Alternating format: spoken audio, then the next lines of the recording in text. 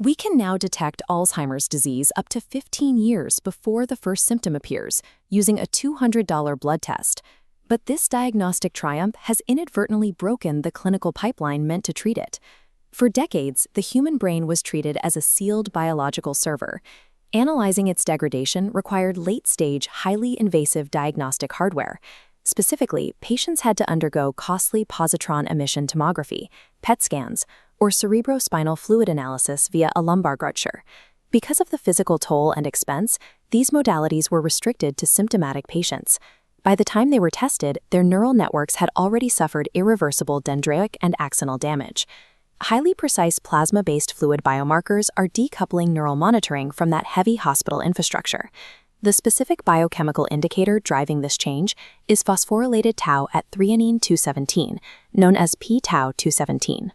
In peripheral blood, p-tau 217 acts as a highly sensitive upstream indicator of cortical amyloid beta deposition. It exposes preclinical degradation 15 to 20 years before overt cognitive deficits manifest. This is possible through SIMOA, single molecule array digital immunoassay technology. It uses specialized antibodies that bind to the target proteins with extreme affinity. These modern lab-developed tests quantify those target proteins at sub-picogram concentrations, circulating in a standard blood draw. Quantifying these leaks at such a granular level allows clinical focus to move from managing post-symptomatic damage to tracking the disease's earliest preclinical state. With an overall diagnostic accuracy of 81%, the p-tau 217 assay is rewriting the economics of drug development and clinical trials. The old clinical trial screening model relied on a blind, expensive search for asymptomatic amyloid-positive patients. This chart shows the inefficiency of the old clinical funnel. To identify just 100 eligible trial participants, clinical teams had to perform 536 expensive, low-throughput PET scans. This process was constrained by the geographic scarcity of scanners, high fixed operational costs, and low daily patient throughput. Under the modernized trial protocol, researchers used the plasma p-tau 217 blood test as a primary triage filter before anyone ever enters a scanner. This new mathematical reality drops the confirmatory PET scan requirement to just 124 scans to find those same 100 patients. This 80% reduction in PET requirements compresses trial enrollment timelines from over 3 years to under 12 months. While this diagnostic compression solves the clinical research bottleneck, it simultaneously exposes a massive hidden infrastructure deficit in the real-world treatment phase. For patients who test positive for early degradation, the primary therapeutic strategy is the targeted clearance of neurotoxic protein aggregates. The specific FDA-approved interventions are monoclonal antibodies, specifically lecanemab and donanemab. Biologically, these specialized antibodies bind by attaching directly to soluble protofibrils or N3-PG amyloid in order to dissolve established, consolidated plaques. They achieve a modest but statistically significant deceleration of clinical decline over an 18-month treatment course. The physiological overhead of this mechanism is severe. The mechanical clearance of vascular amyloid actively weakens the blood-brain barrier. This triggers localized inflammatory tissue reactions, leading to the chief clinical complication, ARIA, or amyloid-related imaging abnormalities. ARIA presents in two primary forms: Area E, indicating vasogenic edema and fluid, and Area H, which causes microhemorrhages and superficial siderosis. Area E occurs in 20 to 24% of donanemab patients, requiring intense clinical oversight. In response to this safety profile, federal regulators instituted strict monitoring schedules. The updated FDA mandate for lecanemab dictates that a patient must undergo a baseline scan plus sequential safety MRIs prior to infusions 3, 5, 7, and 14. There are currently 7 million Americans living with symptomatic Alzheimer's disease. If early blood screening scales globally, prescribing these monoclonals to even 5% of the population would require millions of mandatory serial MRI scans. It would instantly saturate existing scanner capacity and strain the healthcare system.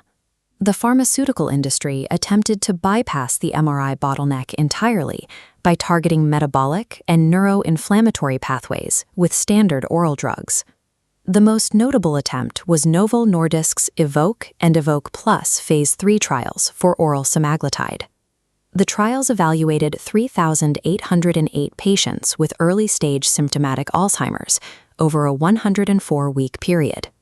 The clinical outcome was a collapse. Oral semaglutide failed to demonstrate any statistically significant reduction in disease progression, registering a 0% reduction in cognitive decline scores.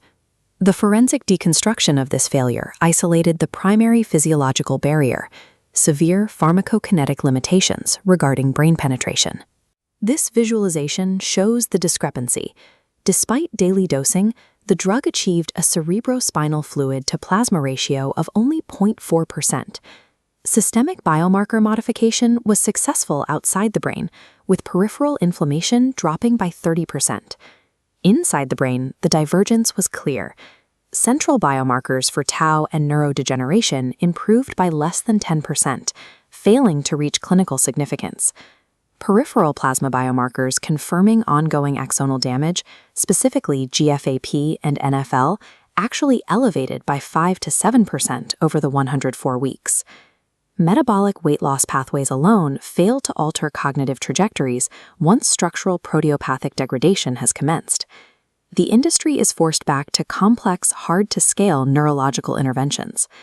Because physical hospital infrastructure is bottlenecked, researchers are decoupling disease monitoring from the clinic entirely. They are deploying digital cognitive testing, utilizing platforms like Cogstate's mobile game-based brain assessments to measure high-frequency, longitudinal data on executive function and emotional performance under controlled cognitive loads in daily life. The computational goal is to feed these mobile scores, alongside genetic data, MRIs, and fluid biomarkers, into deep Markov models. This allows them to create predictive cognitive twins of a patient's degradation.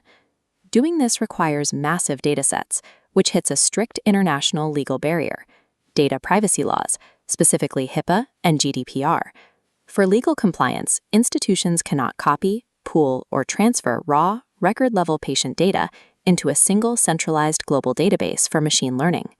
Without a secure method to compute across global cohorts, the development of predictive precision medicine and optimized clinical trial design stalls out. The Alzheimer's Disease Data Initiative developed a decentralized solution to bypass this centralized storage mandate. By utilizing advanced federated data structures, you don't move highly sensitive clinical data to the algorithm. You move the algorithmic query directly to the data. The specific technology enabling this is the Federated and Distributed Data Sharing Appliance, or FDSA. The FDSA operates as a secure, Dockerized container deployed directly within a contributing hospital's private cloud or on-premise Linux infrastructure. The execution workflow starts when a remote researcher logs into the ADDI workbench and executes a query. The Level 2 virtual appliance receives it via an encrypted SSH key exchange and processes the computation locally on a database sitting behind the hospital's firewall. The raw query results are held in a local quarantine environment for institutional review.